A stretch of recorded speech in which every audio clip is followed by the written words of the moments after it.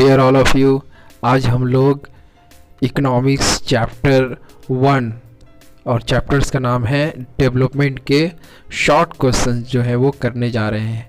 इस चैप्टर से जो क्वेश्चंस प्रीवियस ईयर एग्जामिनेशंस में आए हुए हैं वो सभी क्वेश्चंस आपको यहाँ पर मिल जाएंगे। इस क्वेश्चंस को करने के बाद ये श्योर है कि इस चैप्टर से जो भी क्वेश्चन आएगा आप उसके आंसर लिख पाएंगे। चलिए स्टार्ट करते हैं हमारा पहला question from the chapter development. 1. Development of a country generally be determined by. बोला कि किसी भी कंट्री का डेवलपमेंट किस चीज़ के ऊपर डिपेंड होता है। Uh, it's per capita income. Per capita income मतलब पर पर्सन वहाँ के लोग कितने इनकम करते हैं, इसको एवरेज इनकम भी कहा जाता है। B, it's literacy rate. C, health status of its people. Okay, question 2. Which organization publishes the Human Development Report? Obviously it is United Nations Development Program or UNDP. Question 3. As per Human Development Report 2006, which neighboring country has the highest income? Yes, कहने का मतलब है कि जो 2006 का human development report है उसके हिसाब से हमारे देश के, हमारे कंट्री के आसपास जो कंट्री है किसका जो है वो हाईएस्ट इनकम है। Okay, so obviously it is Sri Lanka. Question 3 और question 4. What happen if the government fails to provide 100 days employment under NREGA? Okay, so the answer is unemployment allowances will be given. कहने का मतलब है कि अगर जो नरेगा है यानी कि national rural employment guarantee act, इसमें गवर्नमेंट जो है वो 365 डेज में 100 डेज जो है वो एम्प्लॉयमेंट देने का प्रावधान लाई है। ठीक है, अगर उसको 100 डेज अगर एम्प्लॉयमेंट देने में फेल हो जाती है तो गवर्नमेंट उसके बदले में अलाउंसेस देगी, मतलब मुआवजा देगी। ओके, तो वही बोला जा रहा है कि अगर 100 डेज फेल हो जाता है एम्प्लॉयमेंट देने में तो गवर्नमेंट क्या करेगी, तो वहाँ बोला गया कि unemployment allowances will be given, यानी कि बेकारी भत्ता जो है वो आपको देगी। Question 5. What total income of country divided by its total population is called? Per capita income. Okay, answer is पर कैपिटा इनकम। बोला जा रहा है कि अगर किसी भी कंट्री का एवरेज इनकम या पर पर्सन इनकम या पर कैपिटा इनकम निकालना है तो क्या होगा, per capita income equal to total income divided by total population. Okay, so this is answer per capita income. Question 6. Sahara Airlines and BSES are examples of. Okay, these all are the private sector. Question 7. Name the country or name the neighboring country that has better performance in term of human development than India. बोला है कि हमारे एक पड़ोसी देश का नाम बताइए जो कि ह्यूमन डेवलपमेंट के हिसाब में इंडिया से अच्छा परफॉर्मेंस करता है।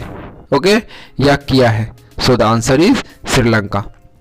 Question 8. What is the main motive of private sector enterprise? बोला है कि जो प्राइवेट सेक्टर इंटरप्राइज है उसका मेन मकसद क्या होता है, तो यहाँ पर दिया हुआ है कि सिर्फ उसका मकसद होता है कि प्रॉफिट मेकिंग, यानी कि जो है वो प्रॉफिट कमाना। क्वेश्चन 9.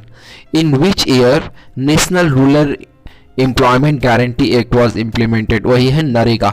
तो नरेगा जो है वो किस साल में इम्प्लीमेंट किया गया था? So the answer is 2005. Question 10. Which age group of children is included for calculating net attendance ratio?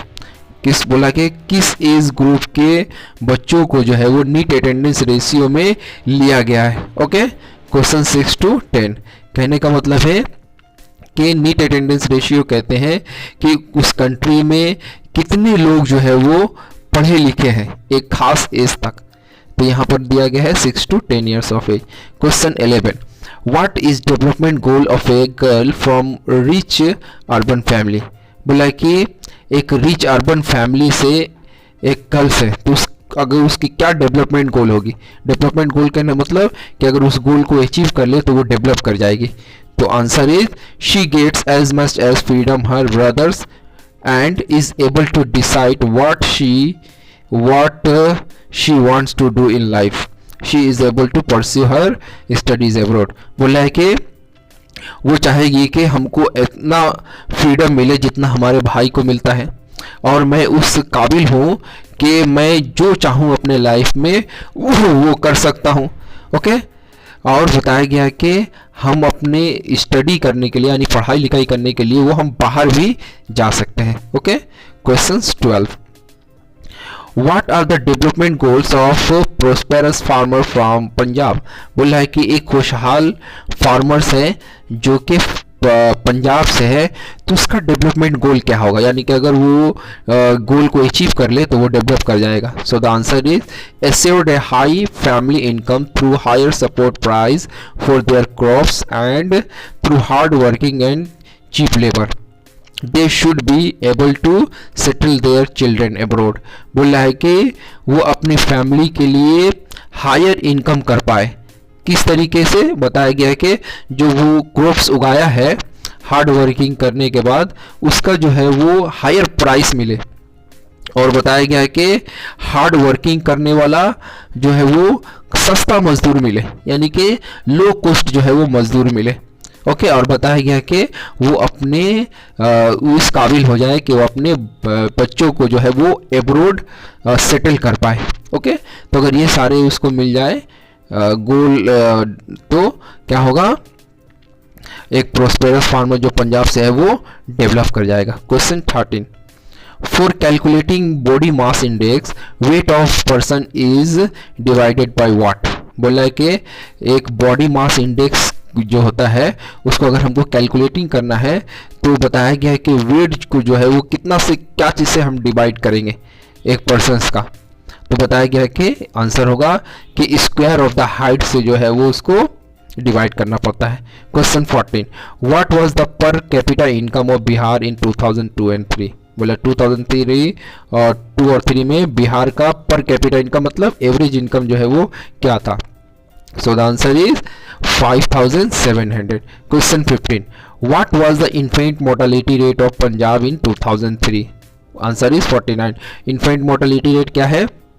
Infant mortality rate कहते हैं कि किसी भी कंट्रीज के अंदर में यानी कि पर 1000 बच्चों की जो पैदाइश होती है यानी बच्चे की जो बर्थ होती है तो कितने बच्चे जो है वो 1 साल के अंदर में उनकी डेथ हो जाती है। ओके। उसी को हम लोग इन्फेंट मोर्टेलिटी रेट कहते हैं, यानी कि बताया गया कि 1 साल के अंदर में जो बच्चों की मौत होती है वो 49 है पंजाब के अंदर में। Okay. Question 16, what are the development goals of prosperous farmer from Punjab? Same questions. बोला कि अगर प्रोस्पेरस फार्मर है पंजाब से तो उसका क्या जो है वो डेवलपमेंट गोल हो सकता है? आंसर, अश्योर्ड है high family income through support price for their crops and through hard working and cheap laborers. They should be able to settle their children abroad. बोला है कि उसके फैमिली का जो इनकम जो है वो हाई हो जाए और उसकी क्रॉप्स को जो है वो हायर यानी कि हायर सपोर्ट प्राइस मिले। इसके अलावा हार्ड वर्किंग करने वाला बहुत ही सस्ता लेबर उसको मिल जाए।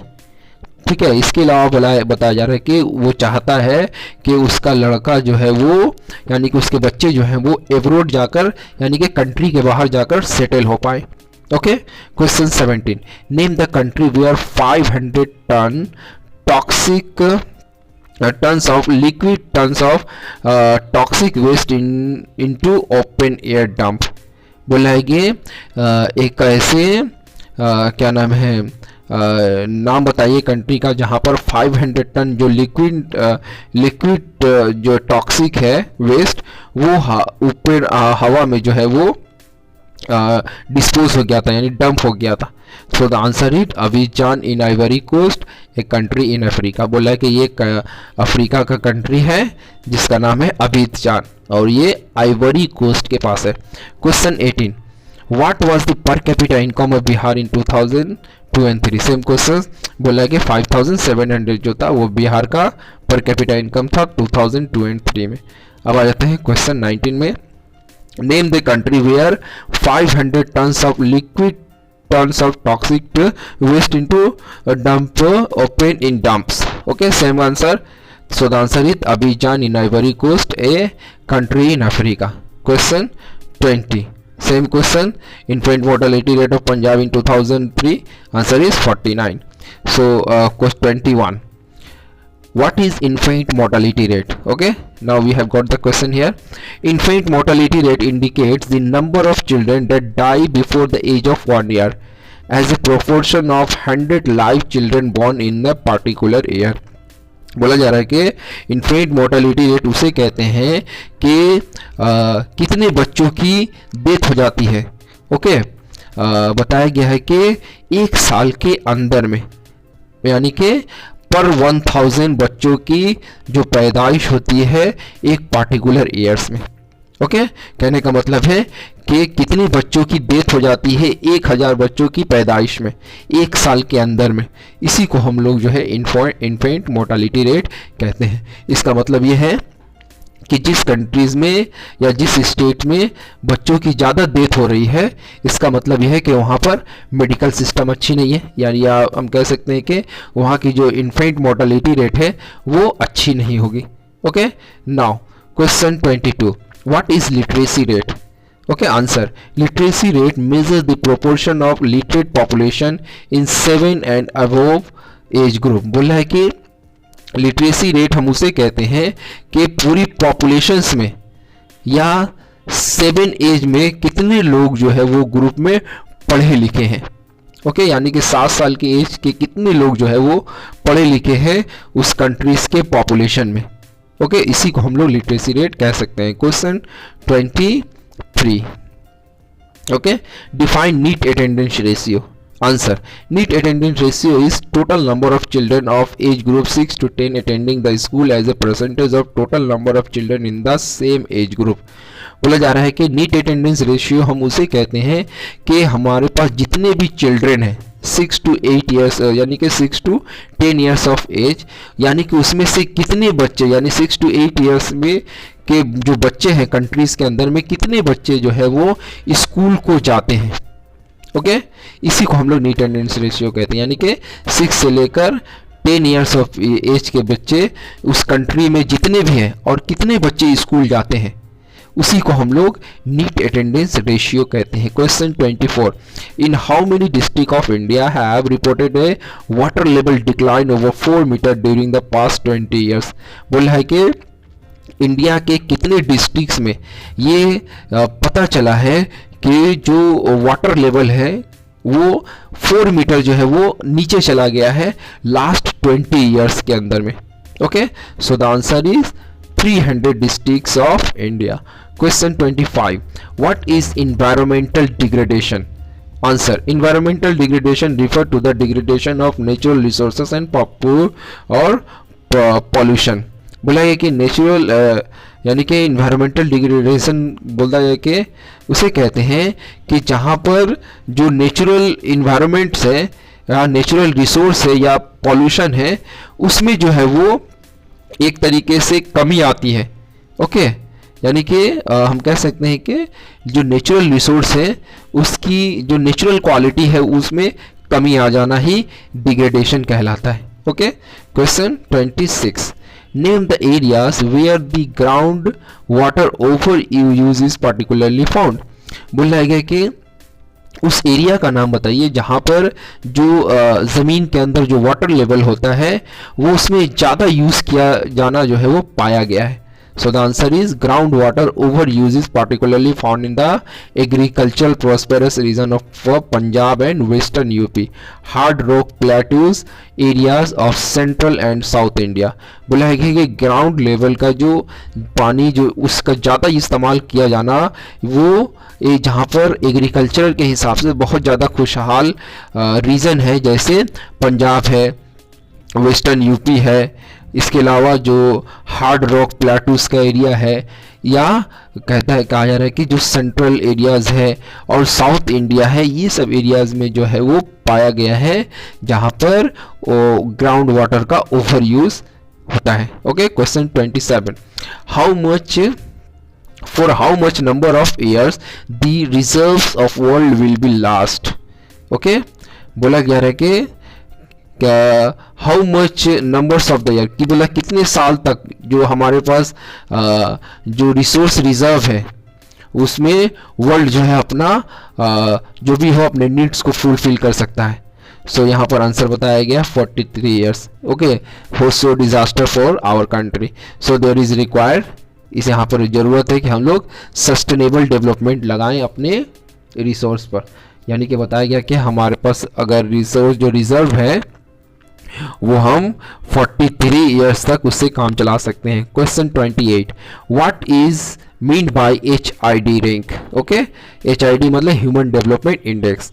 Answer, the HID rank of a country indicate the place of the country in relation to the other country in field of human development.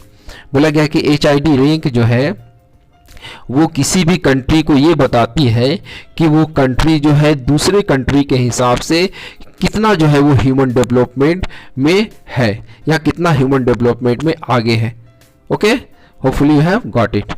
Okay, now like, share and subscribe this channel. If you have not subscribed, subscribe it, because you will get latest notification if I will upload the some more videos in SST chapters. Okay, have a nice day.